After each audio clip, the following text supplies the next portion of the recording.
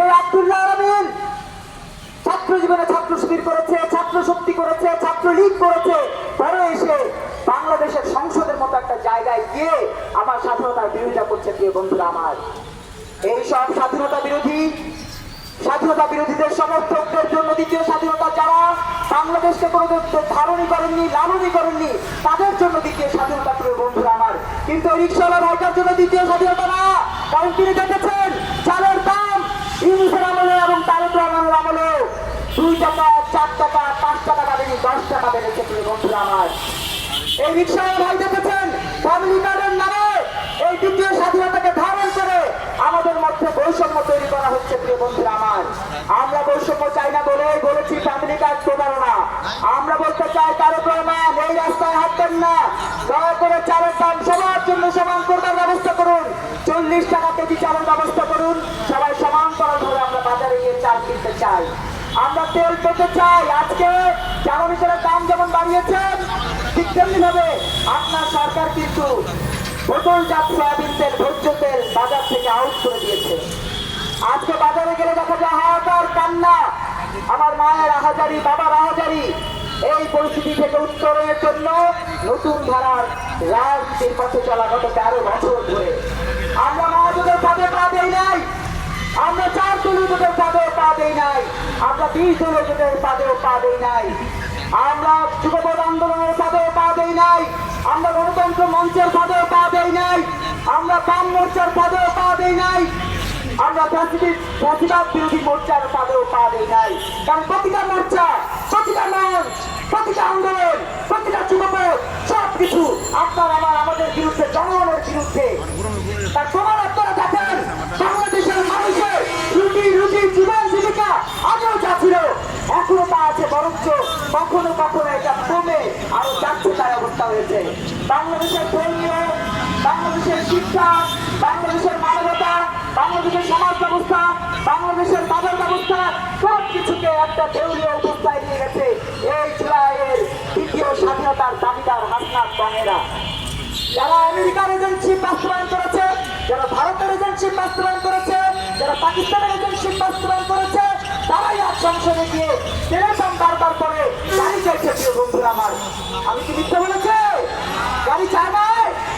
যখন চালের দাম বাড়ে, যখন তেলের দাম বাড়ে, তখন সংসদে আপনার আমার আমাদের প্রিয় বৈষম্য বিরোধী নেতা হাসনাত সাহেব বলছে আমার একটা গাড়ি দরকার। এর চেয়ে লজ্জার, এর চেয়ে ঘৃণার, এর চেয়ে বেদনার, এর চেয়ে কষ্টের, এর চেয়ে হতাশার আর কোন ঘটনা ঘটতে পারে না। প্রিয় বন্ধুরা আমার, নতুন ধারা বাংলাদেশ এনটিভি গত 13 বছর ধরে সাদাকে সাদা বলেছে, কালোকে কালো বলেছে।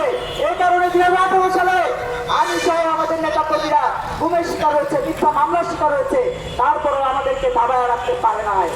কারণ সত্যিকার অর্থে দেশপ্রেমিককে কেউ দাবায় রাখতে পারে না। এই যে আপনারা সংবাদ যোদ্ধা, আপনাদেরকে কেউ দাবায় রাখতে পারছে? আপনারা কিন্তু সাদাকে সাদা এবং কালোকে কালো বলে দিচ্ছেন। আপনাদের ক্যামেরার লেন্সের মাধ্যমে, আপনাদের মোবাইলের ক্যামেরার মাধ্যমে, আপনাদের নিজেদের সর্বোচ্চ চেষ্টার মাধ্যমে আপনারা কিন্তু আবার সুষ্ঠু সংবাদ প্রবাহ নির্মাণের জন্য কাজ করে যাচ্ছেন।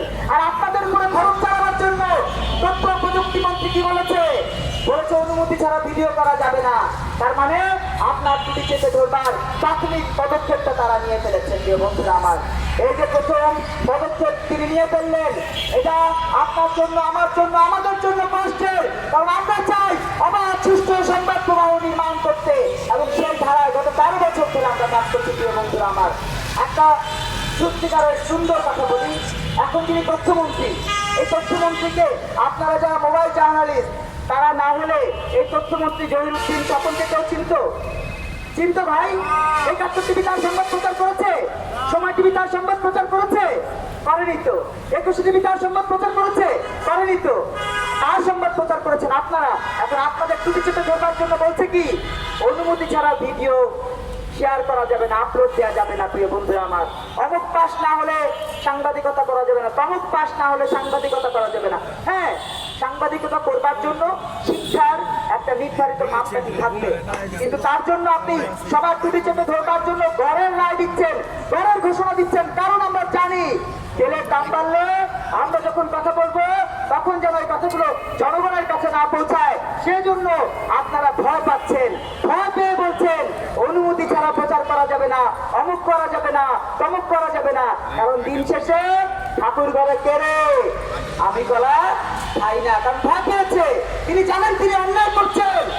তথ্যমন্ত্রী জানেন আগামীতে তিনি কিভাবে খরচ চালাবেন, খাদ্যমন্ত্রী জানেন আগামীতে তিনি খরচ কিভাবে চালাবেন, শিল্পমন্ত্রী জানেন আগামীতে তিনি খরচ কিভাবে চালাবেন, এবং জ্বালানি মন্ত্রী যে কিভাবে খরচ চালাবেন তার প্রমাণ এই যে ব্যানারে লেখা আছে জ্বালানি তেলের দাম 20 টাকা, 18 টাকা, 16 টাকা, 15 টাকা ক্রমান্বয়ে বৃদ্ধির ধারাবাহিকতার তালিকা তারা তৈরি করছেন।